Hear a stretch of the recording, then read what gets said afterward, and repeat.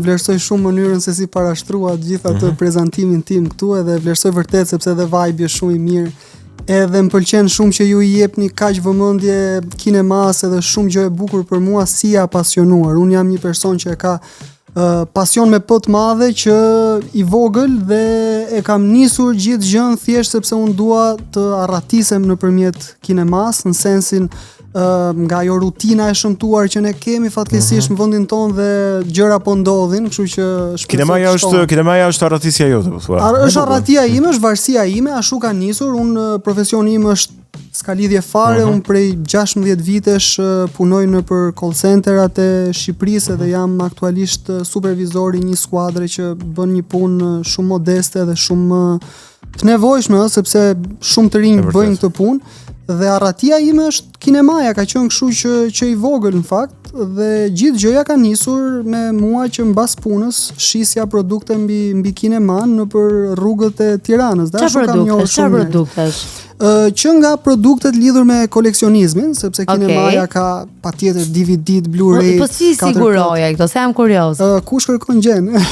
Gjithmonë, po. Kush troket i hapet. Po, jo, në fakt ka koleksionues të jashtëzakonshëm në Shqipëri, njerëz që e duan dhe koleksionizmi është gjë shumë e bukur, patjetër kërkon edhe mundësinë mbrapa sepse shumë gjëra janë të kushtueshme.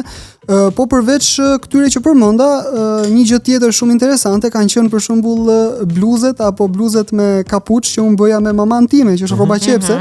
Me momente nga filmat, ato stampoheshin në beze, qepeshin dhe unë kështu kam njohur shumë njerëz midis shumë prej tyre dhe Klemin e Cineplexit që po e përshëndes. Përshëndesim Klemin. Nëse je duke na parë. I cili më inkurajoi që unë të marr ca hapa më tepër dhe unë do jem shumë mirënjohës sepse ai shpenzoi një fjalë pozitive ndaj dikujt që si ai ka të njëjtin pasion dhe më shtyu që unë të filloja të bëja këto recensionet e filmave dhe për të korrigjuar ose për të thënë atë që nisët ju.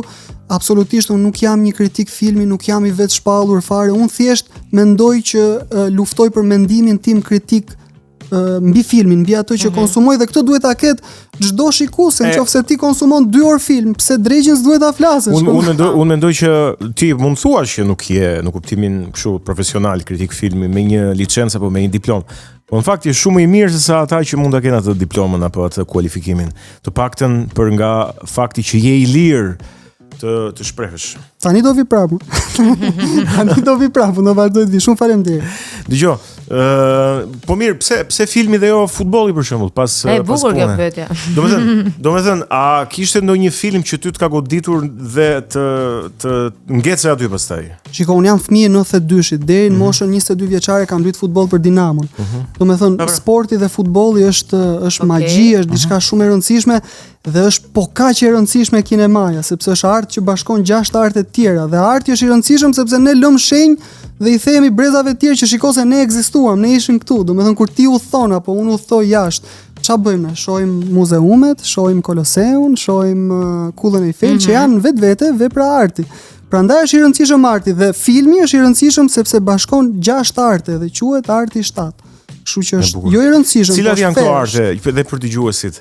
Patjetër fotografia. Unë po bëj sikur i di, unë si di fare, po. Në një mund ta gaboj dhe unë, se memoria është fotografia, patjetër.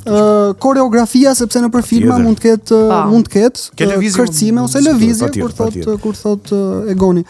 Në të njëjtën kohë kemi, nuk e dia e thash, muzikën, kompozimin e muzikës. Që është shumë e rëndësishme dhe ne nuk kemi më kompozitor në Shqipëri nëpër filma. Po kishim gjatë Kino Studios. Kështu që kjo është temë kështu pasaj. Kjo është temë delikate. Kemi pasaj gjithçka që lidhet me arkitekturën, sepse shexhirimi ngrihet në këmbë. Ka njerëz që punojnë edhe që merren me këtë pjesë.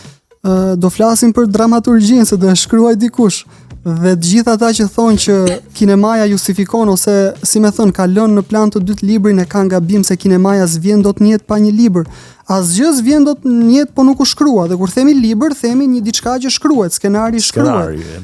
Koreografia shkruhet, kupton? Po ne këtë e kuptojmë vetëm kur fillojmë edhe lutemi, se kemi një problem të madh që se zgjidhim dot ndryshe përveç se me aspekte shpirtërore, dhe lutja vetvete vjen prap nga librat, vjen nga diçka e shkruar.